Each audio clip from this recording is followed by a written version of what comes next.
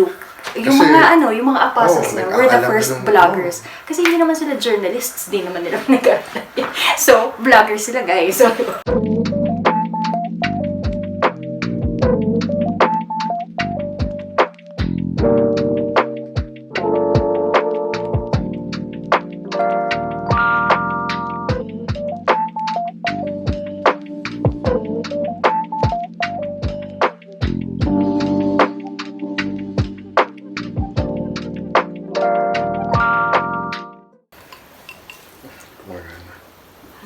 hello, welcome to our channel. It's reflection time again. Our reflection episode, our weekly reflection actually. This time, siyempre, katatapos lang ng Holy Week, no? And we want to reflect on kung ano yung mga naganap, sa Holy Week. Pero yung time na kung yung mismong naganap ng mga panahon na yon, yung what led to Monday, Thursday, Good Friday, mga ganyan. Naisip lang namin we want to reflect on what we've learned so far, which is love. love is the only way. Yeah, love, betrayal, trust, yung mga ganyan. Kasi nag-manifest yun ng Holy Week during the time of Jesus Christ, yung time nga na yun. And para sa amin, walang better way or better time to reflect than ito. Not because it's Holy Week, but nagkataon, this is the first Holy Week namin na after our church wedding. So, yung mga ganun, yung parang ang daming realizations. At the same time, pag-uusapan din ng love. So, what kept yung relationship namin na hanggang ngayon nandyan. All those things, despite the trials na come to think of it, walang-wala kumpara dun sa mga pinagdaanan ni Jesus, yung mga ganung bagay. And the reason why we want to talk about yung what's this, love, kasi nga alam niyo pala kung bakit ang tawag is Monday, Thursday. It's because Monday is from the Latin word mandato, diba? It's a mandate. Kumbaga, if you're going to translate, parang command yun ni Jesus. That was the mandate given by Jesus sa mga disciples niya nung Last Supper. No, na bago siya mamatay, ibinili niya yun. Remember, it's a mandate. No? Hindi siya request, hindi siya yung tipong advice. Pero sinabi niya, do this. Yung mga ganun. Basically, ang pinaka-gist nun is love one another. And for him to say that despite the fact na alam niyang may mga flawed doon sa character or personality ng mga disciples niya, or kung baga para sa whole humankind actually, kasi parang inaatasan niya yung mga apostles niya to spread the word, na ipagpatuloy yung mga natutunan nila. So despite the fact na flawed nga bawat isa sa atin, kahit ano pa man yan, we should love each other. And kung nagawa nga ni Jesus na i-sacrifice yung sarili, through him actually, nag-sacrifice yung si God na sinacrifice yung his only begotten son.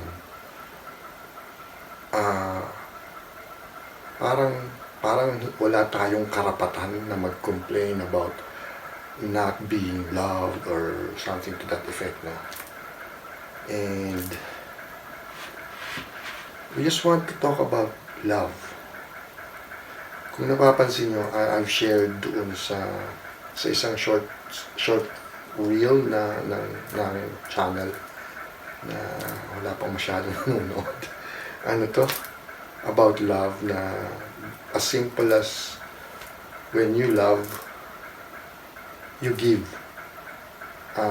In contrast dun sa when you like, you take. So basically, love is giving. You basically give yourself or you be of service to your loved one, yung mga ganung factor. So, may masasabi ka ba about love? Other than the fact that we love each other, and kahit na inis tayo sa isa't isa, or being the OA couple that we are, I mean OA as in opposite attract, but then About love, it's so hard to love actually. Hindi ko maintindihan kung bakit yung ibang tao iniisip nila, ang dali-dali kayong mag-love, like madaling ma-fall, alam mo yung term ng mga bagets, like mabilis siya ma-fall. Pero parang kapag iisipin mo kung ano talaga yung... Pero yun na nga yung binabanggit ko yung binabanggit niya na madaling ma-fall, yun yung parang misrepresentation ng love. Exactly. I'm going there. Diba? Yun nga yung point ko, na parang kasi, it's not that easy din naman to love. Hindi, kasi nga, sinasabi na fall, ibig sabihin, bakit sila na-fall? Because may nakita sila na parang something na nagustuhan nila, na-fall in love sila So easy Pero, to say na. It's something good na nakita mo. When you love, it's something na kaya mong accept kahit na walang magandang nakita ka doon sa tao. Naramdaman mong mahal mo yung tao. For example, iba-iba kasi ang klase ng love. No? Of course, ang pinaka-highest form ng love is yung love ni God para sa atin.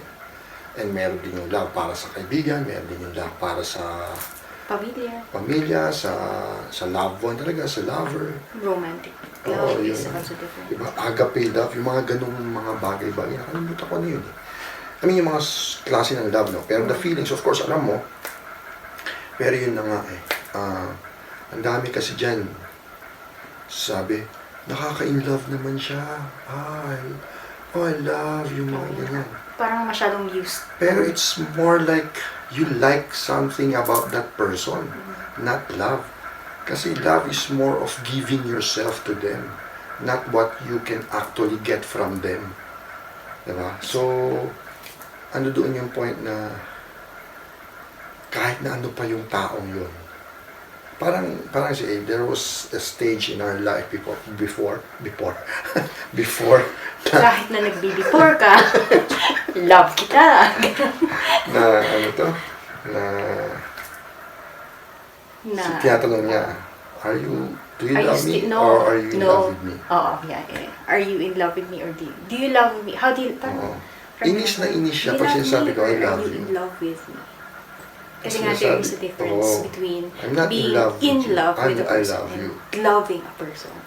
So, siguro until such time na na-realize niya nga na yung point ng love talaga, it's yun nga, how nung nag-mature na ako, mas na-realize ko. myself to her.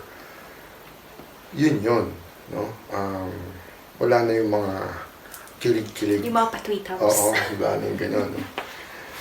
So, although, syempre kasi hindi mo din naman maaalis yun. Oo nga, napaka-superficial kung iisipin mo talaga. Pero, I guess, human nature, di ba? Human nature, parang masyado lang tayong... Actually, nakaka-disappoint mga tao. No, wait. Pero we're not claiming to be expert on this subject. We're just actually sharing. Actually, share na ng kung ano yung naramdaman namin. Parang being an outsider. Dun sa mga, alam mo yun, napanood namin and all that. Hindi kasi this Holy Week, ang daming lumalabas, no? Na paano mo talaga ma-express yung love na yon, lalo na yung klase ng love na gustong mangyari ni Jesus na despite the fact na ganito yung mga tao, gusto nila mahal mo pa rin. Kasi it's the biggest challenge talaga. It's the hardest thing to do. Love your enemies. Correct. I've shared something doon sa TikTok ko when we were in Balisin about loving your enemies, no? Isa sa pinakamahirap gawin yan, lalo na pag may pride ka. Isa pang kaaway ng tao kasi yan, yung pride sa sarili. Now, how can you actually express yung pagmamahal na yon? knowing na, alam mo yun, may galit ka sa sarili mo. Ngayong Holy Week na to, after watching yung mga biblical stories Sa na, Netflix, ang dami Netflix alone, ang dami. Yeah, and rewind, panood namin, yung mga ganun, no? And I guess siguro, as you mature then, na magbabago yun. Magbabago yung interpretation and how you understand it siguro. Kumbaga, kung hindi na tayo kailangan lumayo during the biblical times na gano'n niya yung nangyari. Yung panahon na lang ngayon na sobrang daming mga issues, no? Lalo na, Holy Week. So, pag-uusapan dyan, religion, andyan yung mga factors na there's the Kibuloy issue, andyan yung Duterte versus Marcos issue, and when you say the Duterte versus Marcos issue, andyan din yung mga supporters versus supporters, loyalists versus loyalists. Ang dami. The mere fact na sila yung nag-promise na unity, pero walang nangyayari. Hindi tayo, instead na nasabihin, o dapat ito, alam mo yun, you're just going to hope and pray na sana nga mangyari. Pero siguro para mangyari yun, we have to understand yung mga issues na nangyayari. Kasi, ang dami namang kapikon-pikon na mga issues dyan, like how they try to justify yung mga ginagawa nila na sobrang raming inconsistencies, no? Like, for example, yung mga the Kibuloy issue. He's claiming to be the savior or Jesus-like figure. That's crazy though, for somebody to do that. Yeah, pero that's not, we're not going to go there na kakastiguin siya regarding that. Kasi nga, we're talking about pero dito na nga yung point na kung si Jesus nga hinirap niya yung mga accusers niya to the point na napahirapan siya. If Pastor Kibuloy is claiming to be that one, the chosen one, sana harapin niya din. Di ba? Pero ang daming mga hate na nangyayari ngayon because of those issues. And that's just one among so many, no? So, regarding love, how could you manifest it or even express it kung ang daming magdudulot nung hatred na yun o yung dislike na yun? Ang dami. Pero siguro nga, we're thankful kay Jesus na rin, or siguro sa pinagdaanan namin na parang somehow na-realize namin there's too much hate in the world. Siguro wag na tayong sumausaw, or baka pwede natin gawin. That's one reason why we're doing this. We thought we can actually share some things dito sa reflection namin weekly na hopefully nga maging consistent kami. And hopefully we can share something. Siguro, gaya ng sabi ko kanina, we're not going to claim na we're the experts dito sa mga matters na ganito, no? Pero come to think of it, baka yun yung way namin to be able to really share something as spontaneous as kung ano yung totoong nararamdaman namin. But we really don't have to be, or siguro to do it with so much conviction na sobrang galit or something. But, you know, there are always two sides of story, so medyo titignan mo. Kasi the way I see it, no? Sa rami ng mga haters ni BBM ngayon, siguro ganun din naman sa side dahil nga kanya-kanyang supporters, kanya-kanyang away. Pero sa side na lang ng mga leaders natin, I think they're doing their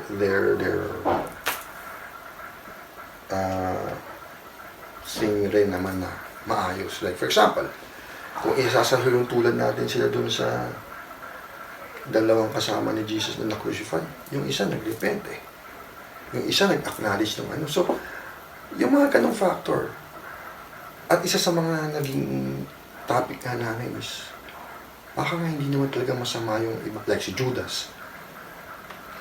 We're gonna go there. Yeah, pero, okay. I mean, the mere fact na alam ng Jesus na gagawin niya yan, hinayaan niya. It's because yun ata yung magiging purpose niya. Para mamulat tayong lahat. Pero kasi nga, syempre, kinalakihan nating teaching. Parang si Judas is evil, ganyan. I'm not saying na what he did wasn't wrong. It is the ultimate betrayal, to betray your like friend. Yun yung what gets me. Judas was his friend. He was Jesus's friend, 'di ba? Pero yun na nga. So, pero ako, I don't think na super evil siya or whatever. Maybe he was influenced by evil to do what he did. Ganon. Pero, hindi ko feel na evil siya. Kasi nga, paano siya magiging evil? Bro nga siya ni Jesus. Like, he was one of the original 12 na talagang kinasama niya. Saka sobrang nag-guilty siya. Sobrang nagsisi siya. To the point na he killed himself, which still comes into question, like, if you kill yourself, automatically, do you go to hell? Or, yung sa kanya ba, may sort of redemption ba yun? Kasi, nagsisi siya. Tapos, kaya lang, yun na nga, instead of facing his, punishment, he, well, it's so hard to actually, gaya lang na pag-usapan natin you the last don't time, know. it's a touchy subject. True. So anyway, the least thing na gusto namin mangyari is to create a debate. We don't want that. We don't want any someone will be debate. commenting or bashing us na dapat yung no, let's stop that. Actually. Siguro for one, sa social media ngayon, uso kasi yan eh.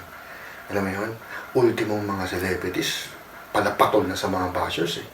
And actually, pwede mo namang dead na yun. Pero na-realize ko, nung pinanood namin yung series ni Moses sa may basher na talaga, panahon pa lang ni Moses.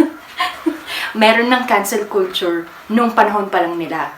Diba? And actually, sabi nga namin, ando doon na rin yung that's crazy. May bandwagoners na din. And kung wala lang mga terms pa lang. Hindi, actually, wala lang mga videos noong time yun, pero baka may mga vloggers na. Ang feeling ko si Luke, yung mga apostles na were the first vloggers. Kasi hindi naman sila journalists, di naman nila nag-apply. So, vloggers sila, guys. So anyway, going back to love, pag-usapan natin yung shinare mo sa akin na yung isang leader nagagalit kay Pope.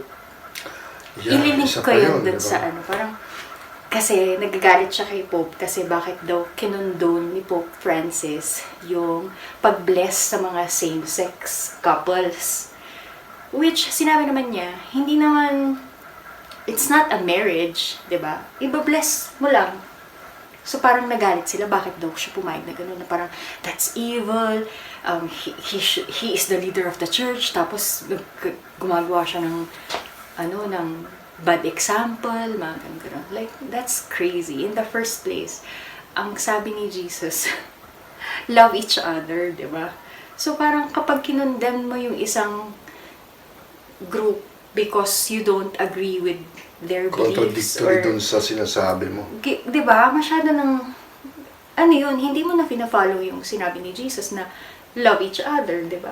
So, the manner by which in-explain niya. Yeah, ang sarcastic, you felt the sarcasm there. It's so rude. It was so preachy na parang, that's crazy. Siya nga dapat mahiya siya. Kasi, alam niya dapat yung teaching ni Jesus mas lalo kasi leader siya ng di ba? Yun nga, pero it's so sad na ganun. Well, siguro nga, ang hirap din kasi ngayon, yun nga, pag-uusapan natin yung mga sa social media ngayon, ang daming ganyan. But we really want to create a positive content. Hindi na yung puro negative content ngayon kasi yun yung uso o yun yung mas matinding pinapanood. We may have a few viewers, pero at least something positive yung sinishare namin. We may be the most boring vlog or channel, pero at least we want to really share something positive. Ngayon, I think we can start from there. If we can actually make use of this as an avenue to spread love. Hindi yung mga nagra-ride on lang, yung mga bandwagoners na parang kung ano yung sige, patulan, or yung mga content, kahit ano na lang, basta lang maging trending or something. Mahirap kasi sa amin, I mean, the reason why we're doing this, parang it's a second chance para sa amin din on, not just on life pero on a lot of things. And we want to set it straight in the sense na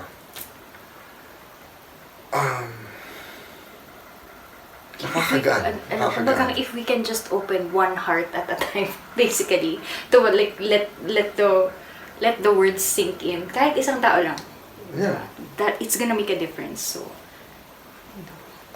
we're in the process ngayon na we're trying to study yung mga nangyari through the Bible, yung pagbabasa ng Bible. And as much as possible, we try to understand na kung ano talaga yung pangyayari. Kasi kami mismo ang dami namin questions. At kung tutusin mo, lalo na sa panahon ngayon, ang daming pilosopo, there are so many things that doesn't add up doon sa mga stories. Pero sa rami ng prophets, baka iba-ibang interpretation yan Pero you just have to connect the dots. Siguro lawakan lang natin yung isipan natin. Yung gano'n na hindi yung tipong makakita lang tayo ng konting question na agad, diba, na para lang mapag-usapan or maging cloud chaser, yung mga gano'n, diba? So, kanina nga sa simbahan, sabi ko parang, sa rami ng mga cloud chaser, gusto ko maging cloud chaser more on yung tipo, ang kasama ko sa picture sila Jesus. Actually, hindi kanina mid-service kasi, ang maganda kasi Easter Sunday yun. So, alam mo yun, may parang renewal of baptism rites na naganap. Baptismal promise. Oo, ganun. Kasi you're older, so you understand kung ano yung tinatanong sa'yo, di ba? So, parang, last Feb lang, parang, ano mo yun. So, inulit-ulit namin, parang wala pang 1 month, parang ganun. Pero, actually, so anyway, kanina, habang nag-bless yung si Father, ganyan, parang, iniisip ko, picture ko kaya, tapos i-share ko. Kaya nang naisip ko, baka, alam mo yun, hindi ko alam kung, question ko kung tama ba yung gagawin ko, or, alam mo yun, pero nag-decide ako parang pero ang saya sana i-share yung ganun di ba? Na parang, not because I want people to know na, oh, look guys, I'm in church. No. Pero yun na nakaka-move lang, yun. Let's share something positive. Sige, so siguro, i-balance lang natin na hindi na makakapag-trigger ng mga damdamin, ng mga trolls and bashers, diba? Siguro, yung mga ganung bagay. If there's one thing we want to invoke, yun lang, feelings of like, kasi nga, napag-usapan ng love, syempre, andyan yung betrayal nga na nabanggit natin kanina, gusto natin pag-usapan, kasi nga, it's the hardest thing to do, but nabanggit nga ni A kanina yung betrayal ng isang kaibigan. That's crazy.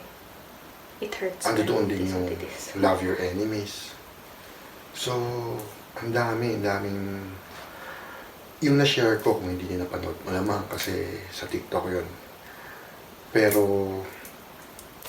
yung na-share ko kasi doon is, ako, ilang beses na ako ng biktima niyan na, alam mo yun, sa rami ng kaibigan ko, ang dami din yung tumalikod because mali yung kwentong na narinig nila. Ang masakit dyan, mas pinaniwalaan nila yung kwento sa kabila kumpara sa version ko na mas kilala nila. Ay, yung ganong factor. Ako yung tipong nagva-value ng friendship so much na kahit na meron akong mga screenshot ng mga evidence na talagang mali yung ginawa nung kamag-anak nila. O yung sinasabi, mas pinaniwalaan kasi daw kadugo nila. Hindi ko na pinush na maayos kasi if that's how they feel, so be it. Nabanggit ko kasi doon na kahit ano mangyari, ando doon pa rin naman yung pagmamahal. Iba na siguro yung relationship namin. Baka doon sa possibility na baka hindi maayos, depende rin sa mga pride namin. Pero I still value yung naging friendship namin as much as the love is still there. And siguro na nga, I felt betrayed as much as they felt betrayed din siguro. Ang hirap yan eh. So, ngayong Holy Week, yun nga yung mga naging reflection namin na parang we've matured na somehow we're just taking it with a grain of salt na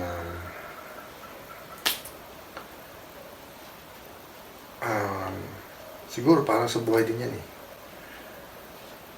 Kahit na ano pang asim mangyari sa sitwasyon mo. Asinan mo. You've lost me there.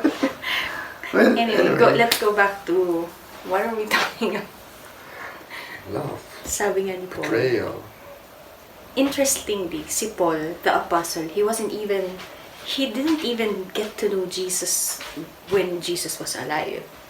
Mhm. Tapos, tawag dito, hindi din Paul yung pangalan. Yeah, yung kwento niya actually,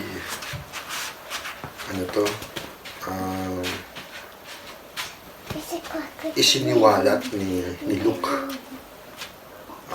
who happens to be a Greek physician. So, we want to be like them, pero sa makabagong henerasyon na ngayon na instead of writing it down, Share yung word.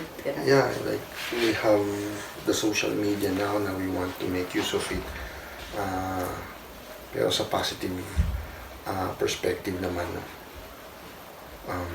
there's so many content na ginagawa ngayon na I mean, hindi walang content, walang kwenta, di ba? Pero para lang pumatok or something to that effect. Pag nag-rewind ba, parang sinabi mo na yun. Baka anyway, well, come to think of it, no, tama yun eh. I mean, other than the fact na napag-usapan namin yung rewind, baka yun nga, if there's a need na pabalik-balik nating pag-usapan para lang then let's keep on rewinding para lang to remind you yung mga ganyan, di ba? Kasi we don't want to fast forward things and then makikita natin, I told you so. So, basically, yun lang muna yung gusto namin i-share. This, after the Holy Week, syempre itong week na to, we will be talking about our next episode naman sa iba. So, yun, a step up ng love. Right. I don't even know. What? Iba na I'm naman sa not utak with mo. you. Nag-wonder yung Yeah. Anyway.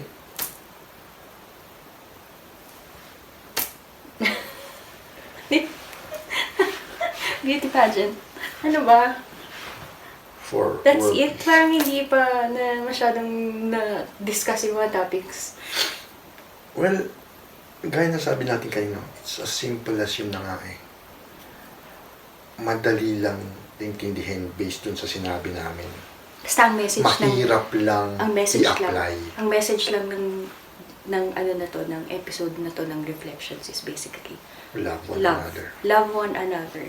Love each other. Despite the No odds. ifs, no buts. Love each other. Yun lang. Diba? Love your enemies. Love your Love everyone. Wag mo piliin. Kahit na ayaw mo yung person, i-love mo siya. Baka kaya siya ganun. Kailangan niya lang ng love. Diba? Sad. So, yun lang. Love mo siya. Ikaw, love mo si Joke, hindi ko hindi post. Yun lang, okay. Alright. So, That's about it. For now, see you sa next episode. and he is O, and I am A, and together we are OA.